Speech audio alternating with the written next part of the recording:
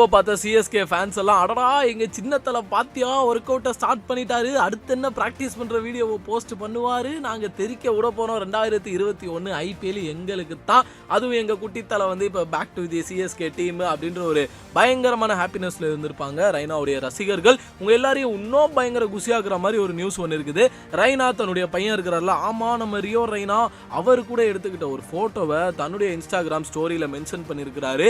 அதுவும் என்ன பாட்டு போட்டுன்னு நினைக்கிறீங்க, நம்ம டி இமானுடைய இசையில டிக் டிக் டிக் படத்துல கூறும்பா அப்படின்னு ஒரு பாட்டு வரும் இல்லையா, ஸோ அந்த பாட்டை பிளே பண்ணி தான் ஸ்டோரியில போட்டிருக்கிறாரு.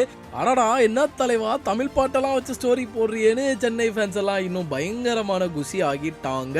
இதுக்கு முன்னாடி சீசன்ல வந்து பாத்தீங்கன்னா ரெய்னா அங்கேருந்து விளையாடாம திரும்ப தாயகம் திரும்பி இருந்தாரு. அதுக்கே எவ்வளோ காரணங்கள்லாம் சொல்லிட்டு இருந்தாங்க. புரளிகள் மாதிரி தான் இருந்தது எல்லாமே. ரெய்னாக்கு வந்து பால்கனி வச்ச ரூம் தரல, அதனால அவர் கொஞ்சம் கடுப்பாயிட்டாரு.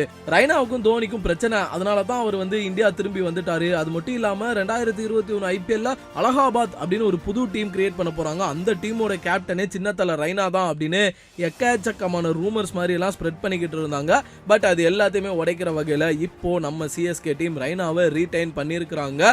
ரெய்னாவுடைய ரசிகர்கள் ஆகிய நீங்க சென்னை டீம்ல அவரை திரும்ப பார்க்கறதுக்கு எந்த அளவுக்கு ஆர்வமா காத்துக்கிட்டு இருக்கீங்க அப்படின்றத கமெண்ட் பாக்ஸ்ல பதிவு பண்ணுங்க. மறக்காம நம்ம சேனல் ஐபிசி தமிழ் ஸ்போர்ட்ஸை சப்ஸ்கிரைப் பண்ணிருங்க.